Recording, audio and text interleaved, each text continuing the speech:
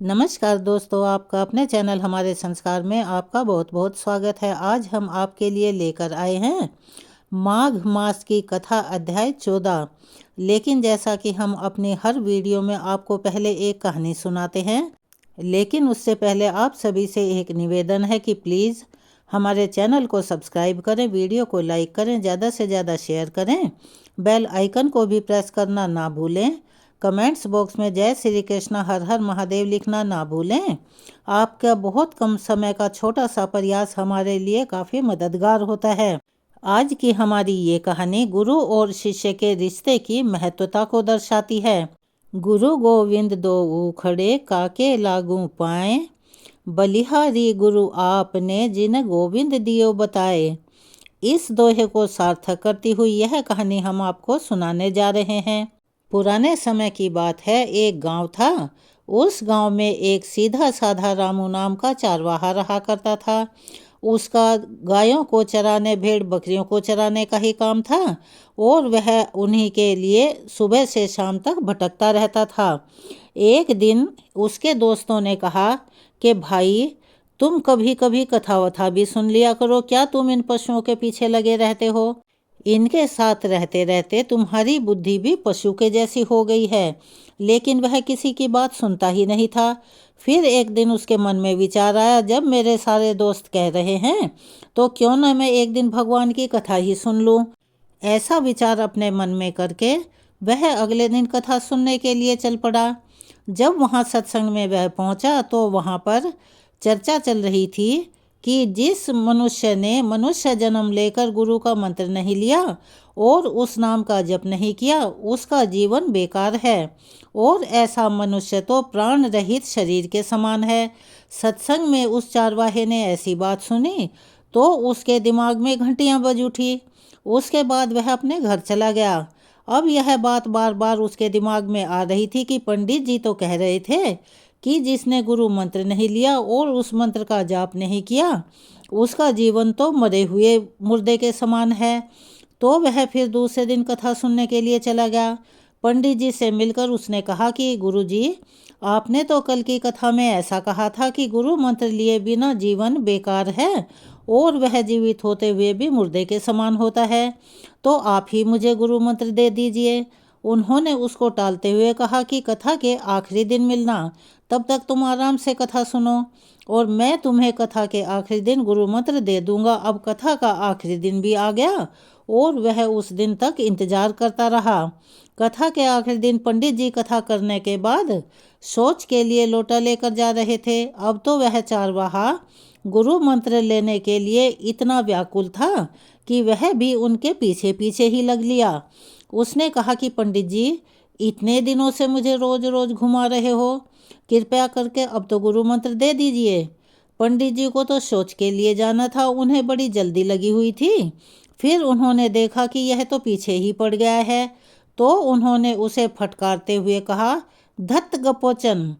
अब उस चारवाहे को लगा कि यही गुरु मंत्र है जिसके लिए मैं इतने दिनों से भटक रहा हूँ और इंतजार कर रहा हूँ। तो उसने कहा जय गुरुदेव और फिर पंडित जी को प्रणाम करके वह चारवाहा अपने घर आ गया।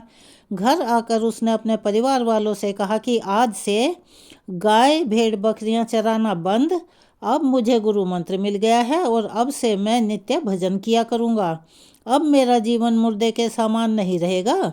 अब तो वह एक और बैठ गया और धत गपोचन जपने लगा। अब इसमें ना तो कोई भगवान का नाम है, ना ही ये कोई मंत्र है। उसकी ऐसी लगन लगी कि वह तो हर समय उठता बैठता लेटता सोता जागता बस यही जपता रहता था। श्री कृष्ण जो बड़े बड़े मुनियों के ध्यान में भी नहीं आते, वह सरल और भोले भाले भक्तों को बड़ी आसानी से मिल जाते हैं। ऐसे हैं ठाकुर जी और हमारे कृष्ण भगवान। हरिवंश महाप्रभु ने भी श्री हित 84 जी में कहा है, मुनि मन ध्यान धरत नहीं पावत, करत विनोद संग बालक भट, दास अनन्य भजन रस कारण, जय श्री हित हरिवंश प्रकट लीला नट। भगवान यह सब देख रहे थे और उन्होंने फिर रुक्मिणी जी से कहा कि चलो आज एक भक्त के दर्शन करने चलते हैं। रुक्मिणी जी ने कहा, बहुत दिनों के बाद आज आपको अपने किसी भक्त की याद सता रही है। प्रभु जी, जरूर कोई बड़ा भक्त होगा। रुक्मिणी जी साधारण वेश में भगवान के साथ गई। जब वे दोनों गांव में पहुंचे तो भगवान ने रुक्मिणी जी से कहा कि पहले आप जाकर उनसे मिलो। प्रभु के कहने पर रुक्मिणी जी आगे गई तो उन्होंने देखा कि एक भक्त बैठकर धत्त गपोचन जप रहा है। रुक्मिणी जी सोचने लगी, यह भला भगवान का कौन सा नाम है, मुझे तो मालूम ही नहीं, जो ना तो विष्णु सहस्त्र नाम में है ना गोपाल सहस्त्र नाम में। फिर लक्ष्मी जी ने आवाज लगाकर पूछा, अरे यह कौन सा भजन कर रहे हो और किसका भजन कर रहे हो? लेकिन वह तो बस अपना जप करता रहा और चुप रहा। उन्होंने फिर पूछा, अरे ये तो बताओ कि किसका भजन कर रहे हो? कई बार पूछने के बाद उस चारवाहे को गुस्सा आ गया। उसने मारे गुस्से के जवाब दिया, तुम्हारे पति का। रुक्मिणी जी ने सुना और फिर वापस आई, आकर प्रभु से कहने लगी कि प्रभु, यह तो बहुत ही जानकार भक्त है। मैं तो इतना छुपा कर गई थी, अपना वेश बदल कर गई थी, फिर भी वह मुझे पहचान गया। तब भगवान कहने लगे, हाँ, तभी तो हम इसके दर्शन करने आए हैं। अब रुक्मिणी जी ने भगवान जी से कहा कि प्रभु, आप उस भक्त के दर्शन बाद में करना, आप तो बस पहले मुझे यह बता दीजिए कि वह आपका कौन सा नाम जप रहा है, जो मुझे भी नहीं पता। भगवान ने कहा, यह नाम तो मुझे बहुत प्यारा है, यह मेरा ब्रज का रखा हुआ नाम है।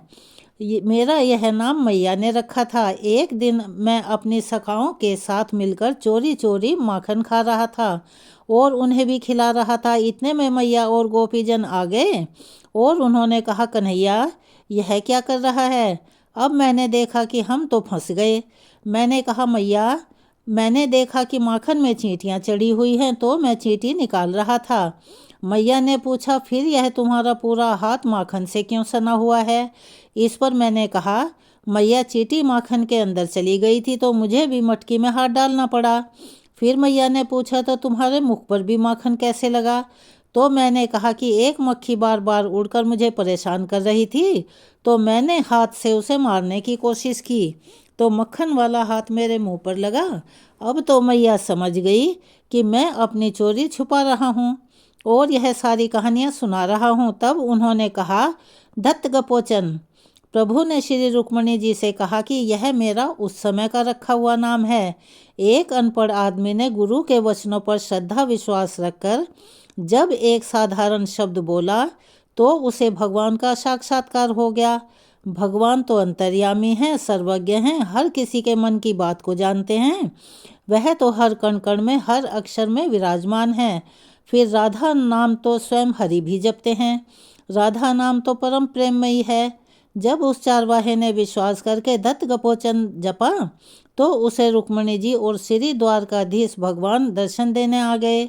तो सोचिए भला, जरा अनजाने में एक ऐसे शब्द का उच्चारण करने से जिसका कोई अर्थ ही नहीं था, जो कभी किसी ने सुना भी नहीं था, अगर श्रद्धा के साथ उस चारवाहे ने उस नाम का जप किया तो उसे ठाकुर जी ने दर्शन दिए। फिर भला अगर आप श्रद्धा और विश्वास करके राधा राधा नाम जपेंगे तो क्या आपको भगवान नहीं मिलेंगे? इसीलिए तो गुरु द्वारा प्रदत्त उपासना में संदेह नहीं करना चाहिए और राधा राधा जपना चाहिए। और हर किसी के जीवन में एक गुरु का होना, एक गुरु मंत्र का होना अति आवश्यक है। यह थी आज की कहानी। तो चलिए एक बार मेरे साथ प्यार से बोलिए, श्री कृष्ण भगवान की जय, राधा रानी की जय। अब हम सुनाने जा रहे हैं अपनी कथा का आगे का वृतांत। श्री सूत जी कहते हैं, हे विप्रवरो, हाटकेश्वर क्षेत्र में सिद्धेश्वर नामक लिंग है। उस लिंग के रूप में वहाँ साक्षात भगवान शंकर स्वयं ही प्रकट हैं। वे इस स्मरण और दर्शन करने से सदा इस सभी प्रकार की सिद्धियां देने वाले हैं। जो मनुष्य पवित्र भाव से भक्तिपूर्वक उन सिद्धेश्वर का दर्शन या स्पर्श करता है वह दुर्लभ मनोरथ को भी शीघ्र ही प्राप्त कर लेता है। उस क्षेत्र में पहले स्पर्श और दर्शन करने से सैकड़ों पुरुष सिद्धि को प्राप्त हो चुके हैं और कितने ही मनुष्यों को तो केवल प्रणाम करने से ही सिद्धि मिल गई है। श्री सूत जी कहते हैं कि पूर्व काल में जब मैं पिता के घर में रहता था, मेरे सामने ही एक दिन वहाँ महातेजस्वी वत्स मुनि पधारे।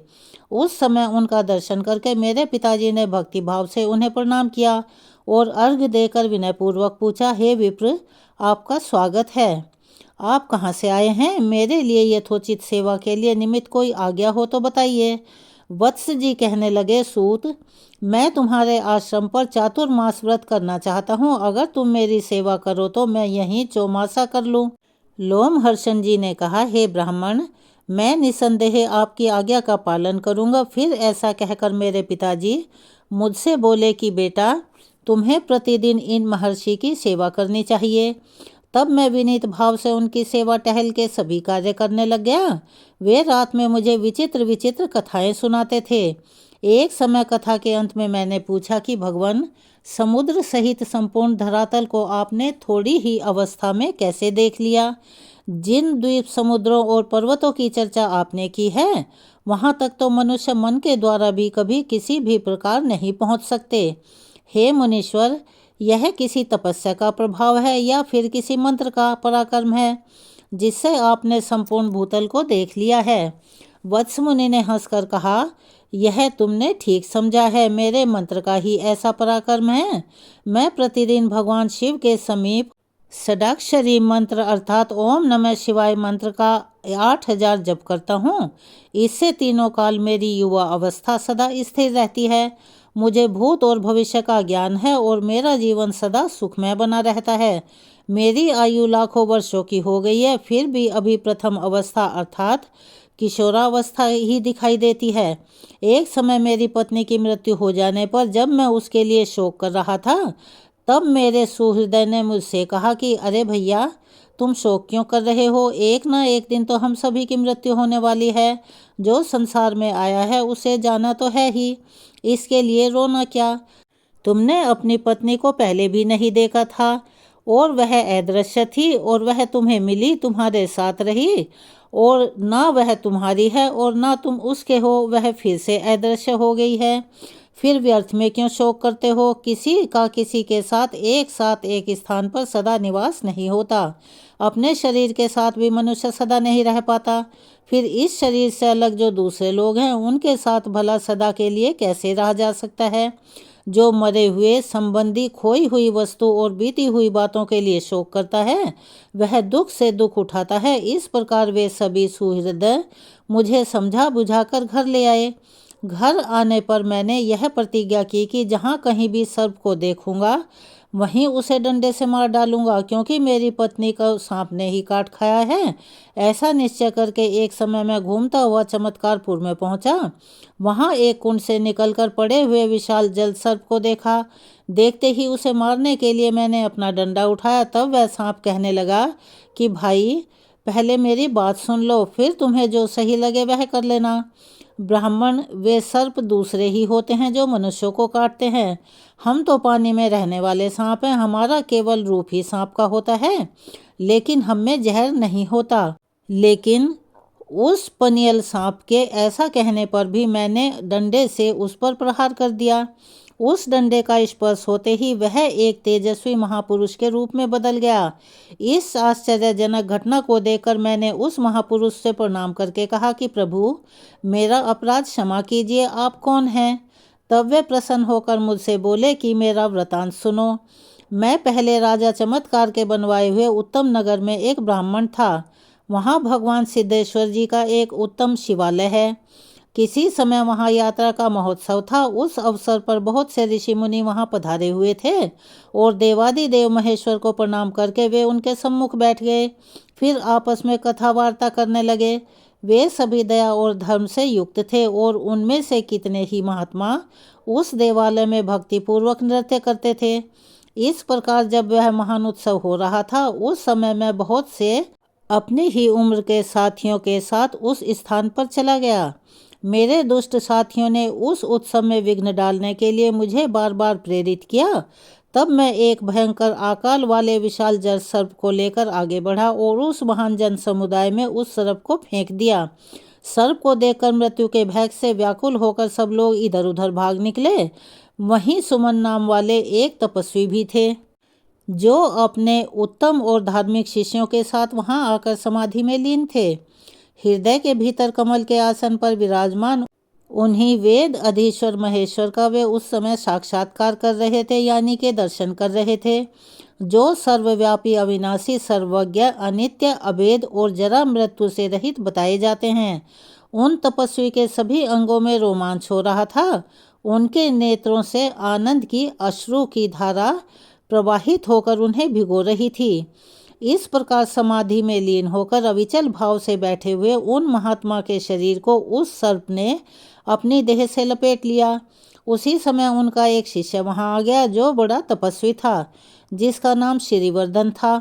उसने अपने गुरु के शरीर से लिपटे हुए सांप को अपने पास में ही मुझे खड़े हुए देखा और देखकर समझ गए कि इसी ने यह दुष्टता की है। तब उसने क्रोधित होकर कहा कि अगर मैंने निर्विकल्प चित्त से महादेव जी का ध्यान किया हो तो उसी सत्य के पुण्य प्रभाव से यह दुष्ट ब्राह्मण इसी की तरह से सर्प हो जाए। उसके इतना कहते ही मैं उसी क्षण भयंकर सर्प शरीर को प्राप्त हो गया। फिर समाधि से विरत होने पर मुनि ने अपने शरीर पर भयंकर आकार वाले सांप को देखा। फिर सांप की ही आकृति में स्थित मुझे महान दुख उठाते हुए देखा तो पास खड़ी हुई सभी जनता को तटस्थ और भय से संतत पाया। तब उन्होंने ज्ञान दृष्टि से सबको जान लिया और मेरे प्रति दया भाव से भरकर अपने शिष्य से कहा कि श्रीवर्धन, तुमने यह सब कर्म करके मेरा प्रिय नहीं किया।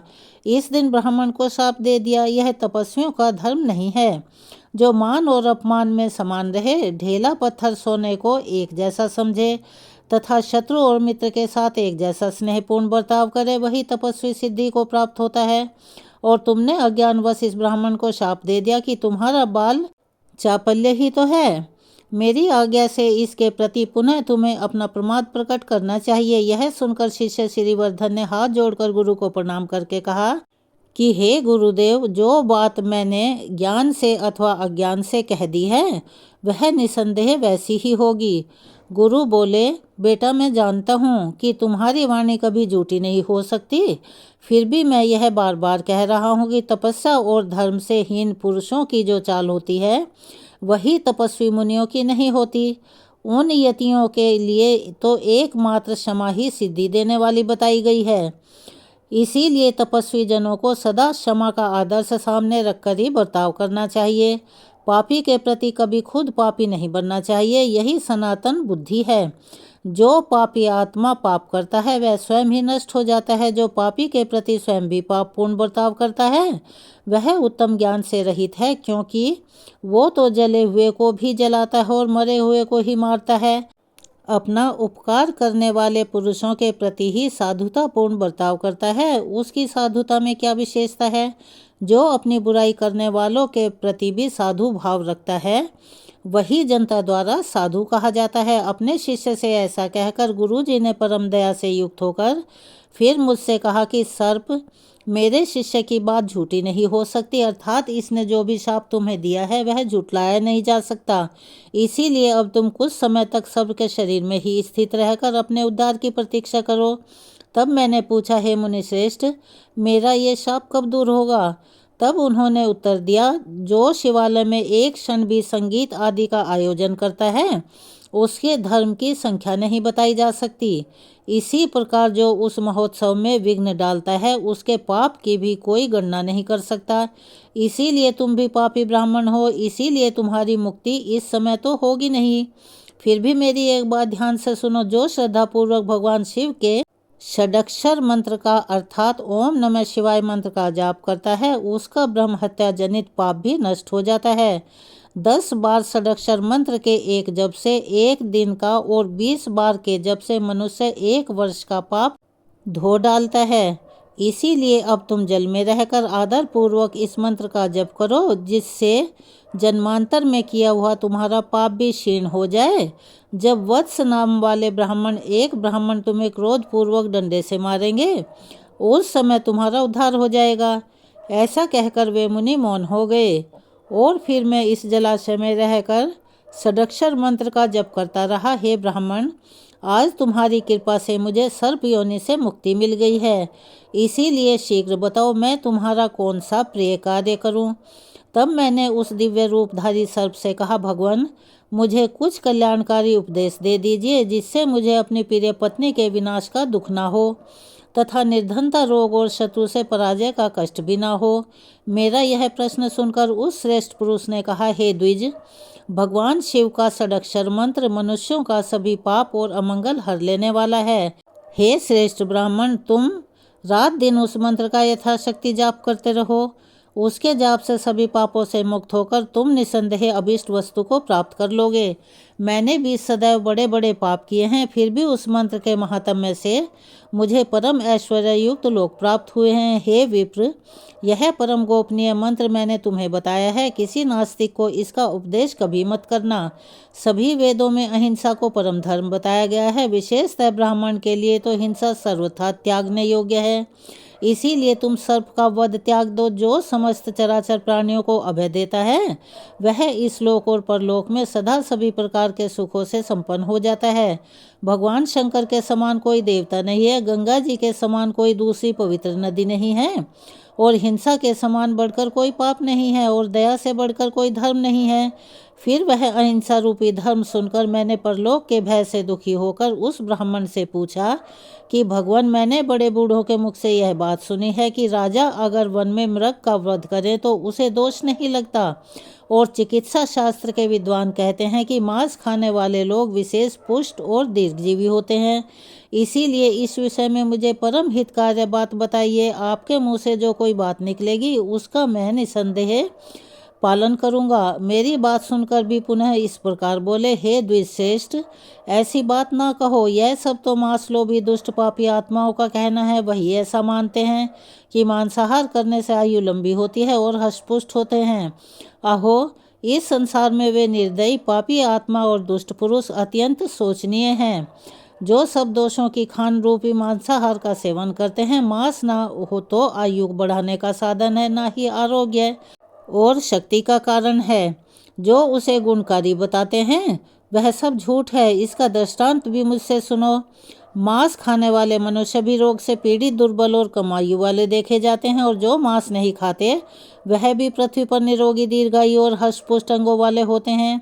इसीलिए मांस को सर्वथा त्याग देना ही उचित होता है। जो जीवन की इच्छा रखने वाले जीवों के मांस खा रहा है वह घोर नरक में जाता है, और वहाँ उन्हीं प्राणियों द्वारा जिनको उन्होंने मारा है वह स्वयं भक्षण किया जाता है। मांस की उत्पत्ति घास, लकड़ी या पत्थर से नहीं होती। किसी जीव की हिंसा करने पर, उसकी हत्या करने पर ही मांस मिलता है। इसीलिए उसका हमेशा त्याग करना चाहिए। विद्वान पुरुषों को उचित है कि वे सब जीवों को अपने ही समान समझें और पूरी शक्ति लगाकर उनकी रक्षा करें, ना कि उन्हें मारें। जो जीवों को मारता है या जो मारने की अनुमति देता है और उसे काट काट कर अलग करता है, फिर जो खरीदता है, जो बेचता है और जो उसे पकाकर तैयार करता है या जो उसे परोसता है और जो खाने वाला है, यह 8 प्रकार के व्यक्ति घातक अर्थात हिंसक माने गए हैं। खरीदने वाला व्यक्ति धन से मारता है, खाने वाला के द्वारा हत्या करता है और घातक वध और बंधन के द्वारा मारता है। इस प्रकार जीवों का 3 तरह से वध होता है। जो मन, वाणी और कर्म द्वारा किसी भी जीव की हिंसा नहीं करता वह जरा मृत्यु से रहित परम धाम को प्राप्त होता है। शाक, मूल और फल का भोजन करने वाला ब्रह्मचर्य परायण पुरुष भी अगर हिंसा के कर्म में लीन है तो उसे अपने नियम और व्रत का कोई फल नहीं मिलता। एक मनुष्य 100 से भी अधिक वर्षों तक बड़ी भारी तपस्या कर लेता है और दूसरों की दया पर प्रेरित होकर केवल अहिंसा व्रत का पालन करता है, तो इन दोनों में जो दयालु पुरुष है वही श्रेष्ठ है। जो मनुष्य दया धर्म से युक्त है वह जिस जिस वस्तु की कामना करता है दुर्लभ होने पर भी वह उसे अवश्य ही प्राप्त हो जाती है। ऐसा कहकर वे महात्मा पुरुष मेरे देखते देखते उत्तम विमान पर आरूढ़ होकर स्वर्गलोक को चले गए। महामते, षडक्षर मंत्र के महात्म्य से गंधर्व लोग उनका यशोगान और किन्नर स्तुति करते थे। उन महात्मा के चले जाने पर फिर मैंने भक्तिपूर्वक शिव मंत्र की दीक्षा ग्रहण की और तीनों संध्याओं में अर्थात सुबह, दोपहर और शाम को श्रद्धा युक्त होकर भगवान सिद्धेश्वर के समीप बैठकर मैं प्रतिदिन 10,000 मंत्र का जप करने लगा। इसी से मेरी युवा अवस्था स्थिर हो गई है और मुझे तीनों लोकों का ज्ञान और आकाश गमन की शक्ति भी प्राप्त हो गई है। द्वापर युग का अंत होने पर मैं सिद्धेश्वर जी का दर्शन करूंगा और शिवलोक को प्राप्त होऊंगा। यह मैंने सत्य बात बतलाई है। हे सूत नंदन, मैंने यह मोक्षदायी षडाक्षर मंत्र का महात्म्य तुम्हें सुनाया है। जो मनुष्य उत्तम श्रद्धा से युक्त होकर इसका सदा श्रवण करेगा, वह जन्म से लेकर मृत्यु तक के समस्त पापों से मुक्त हो जाएगा। महाभाग्य सूत जी कहते हैं, महर्षि, इस प्रकार पहले सदगुरु के मुख से सुना हुआ यह षडाक्षर महात्म्य मैंने तुम्हारे सामने कहा। अब आज के वृतांत को हम यहीं विराम देते हैं। इससे आगे का वृतांत हम अपनी आने वाली वीडियो में सुनाएंगे। अगर आप चैनल पर नए हैं, अभी तक चैनल को सब्सक्राइब नहीं किया है, प्लीज़ चैनल को सब्सक्राइब करें, वीडियो को लाइक करें, ज़्यादा से ज़्यादा शेयर करें, बेल आइकन को भी दबाना ना भूलें। कमेंट्स बॉक्स में जय श्री कृष्ण हर हर महादेव लिखना ना भूलें। अपना प्यार और सहयोग हमें ऐसे ही प्रदान करते रहें। धन्यवाद।